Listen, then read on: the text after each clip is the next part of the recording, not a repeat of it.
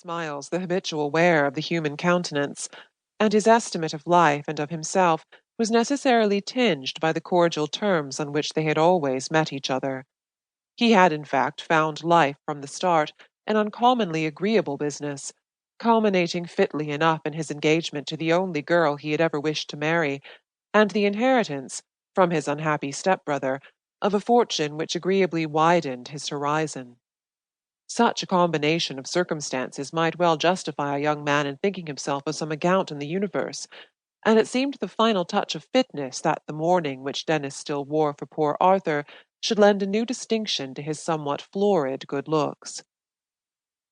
Kate Orme was not without an amused perception of her future husband's point of view, but she could enter into it with the tolerance which allows for the inconscient element in all our judgments. There was, for instance, no one more sentimentally humane than Denis's mother, the second Mrs. Peyton, a scented, silvery person, whose lavender silks and neutral-tinted manner expressed a mind with its blinds drawn down toward all the unpleasantness of life. Yet it was clear that Mrs. Peyton saw a dispensation in the fact that her stepson had never married, and that his death had enabled Denis, at the right moment, to step gracefully into affluence. Was it not, after all, a sign of healthy mindedness to take the gifts of the gods in this religious spirit, discovering fresh evidence of design in what had once seemed the sad fact of Arthur's inaccessibility to correction? Mrs. Peyton, beautifully conscious of having done her best for Arthur, would have thought it unchristian to repine at the providential failure of her efforts. Denis's deductions were, of course, a little less direct than his mother's. He had, besides, been fond of Arthur, and his efforts to keep the poor fellow straight had been less didactic and more spontaneous. Their result read itself, if not in any change in Arthur's character, at least in the revised wording of his will, and Denis's moral sense was pleasantly fortified by the discovery that it very substantially paid to be a good fellow. The sense of general providentialness on which Mrs. Peyton reposed had in fact been confirmed by events which reduced Denis's mourning to a mere tribute of respect, since it would have been a mockery to deplore the disappearance of any one who had left behind him such an unsavoury wake as poor Arthur. Kate did not quite know what had happened. Her father was as firmly convinced as Mrs. Peyton that young girls should not be admitted to any open discussion of life. She could only gather, from the silences and evasions amid which she moved, that a woman had turned up, a woman who was of course dreadful, and whose dreadfulness appeared to include a sort of shadowy claim upon Arthur. But the claim, whatever it was, had been promptly discredited. The whole question had vanished, and the woman with it.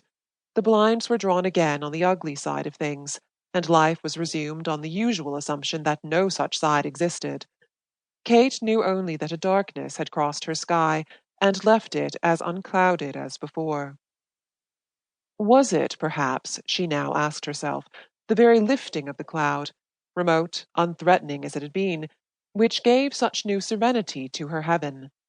It was horrible to think that one's deepest security was a mere sense of escape, that happiness was no more than a reprieve. The perversity of such ideas was emphasized by Peyton's approach.